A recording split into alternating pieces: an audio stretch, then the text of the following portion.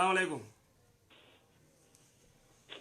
وعليكم السلام ورحمة الله وبركاته. كم شيء نجا فيا.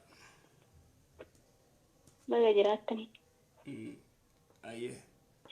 شيء كجافين كوا ايه جافين تيا واي فطري الراية فطري الفيديو ايه شوف. أني بس فطري رمضان بودا فطري رمضان ودا سنه. أيوة أني المهم كوا أبا وراكي أو بدمني تري أبا وراكي المو تناهم فدو باسي نانجر روي سين باسي ألفا باسي لما يجورا الموت انا وان غراجي رو خنا باي الفباتي لما تنام فرو باسي جي هم فدو باسي يجون أن جرني بيورما كنا كيسة المو هم فنو باسي نانجر أني مو أني ربي من مرات اللي حرام تايهم باسو جده ايه بودا دمي يعني إني بيهن قال ايه فلا سيكون في ديك تيجي جده دوبا بيهن قال كمان akuma fediti geti godi je firra ega kabani biye galchanje ega kabani biye galchanji sinje يورو كان ألف باتي كماتي إني بودا ما وني جد أمون ولد تكارا كرو إني دمي بودا بيجالي gale بيجالي جنان إني جالي سيمس كولا نانجر إنا في سيمس كولا miskol aye ajaiba mo miskol أني ماتي رتي بالبلا ويا لما تدي أكل دبسة بودا إني أجنب ورا كأن اللي هندي إني جلا في جنان إني سأشوف أنا جد إذا جنان أنا سأتيمبل بالله دبي بودا إتديزه بودا ني الموساني كرتك مقول أدينا الموساني عليه بودا قد فتح الحمد لله ما شاء الله فطري كان أني يرو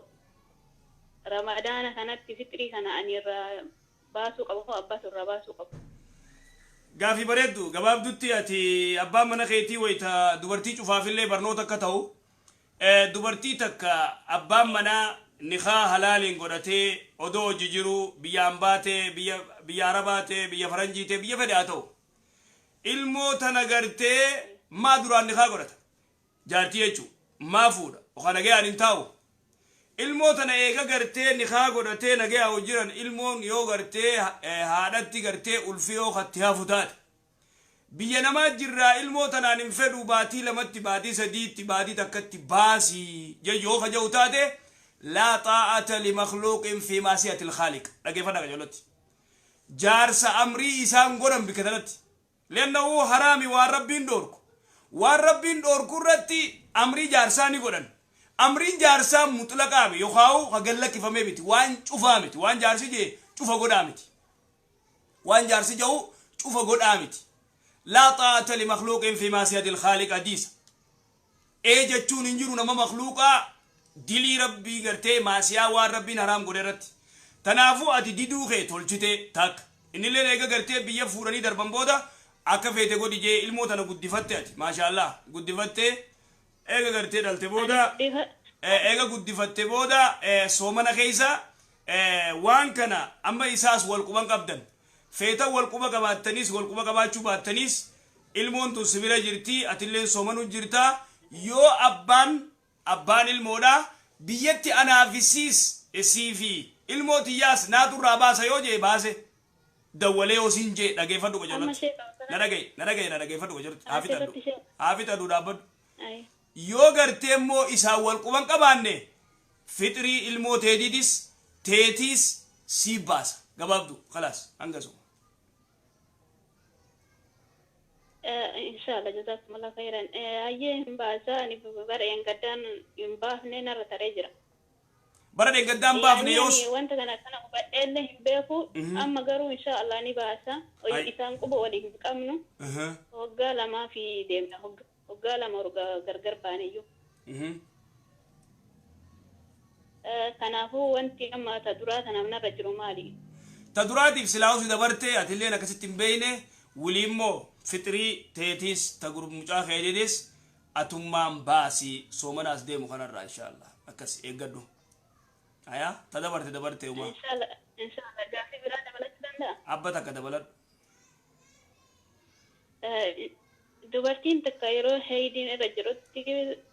odu'attee yoo du'aayi oduu boodaa san goote maaltu irra jira? Namni tokko dubartiin takka dhiiga haydiirraa dhiqattee eegasi qaamasii dhiqattee yoo udu'atte udu'aa san yoo godhatte jechuudha. Fakkeenyaaf ani amma akkuma yeroo salaataa fi udu'adhuu sanii udu'adhee yeroo hamaamarra bahu du'aayi yeroo uduu boodaa saniin godhamoo hin dhiisaaniin godha garuu wanti nafa jiru maali? Du'aayi uduu boodaa san yoo gootee suwaabuma gartee balbala jannataati argatta jannatuma argatta. Kanaafuu dhiisuun qabdu jechuudha yoo jannata barbaadde. Yoo dhiifte immoo ni qixaaxamtanii adabamta wanni jaamaan jiru. Si galee? Sumaas suwaaba dhabe malee. Nagalin inshallah. Akkas galato. Ayyi ayyi. Inshallah jazak.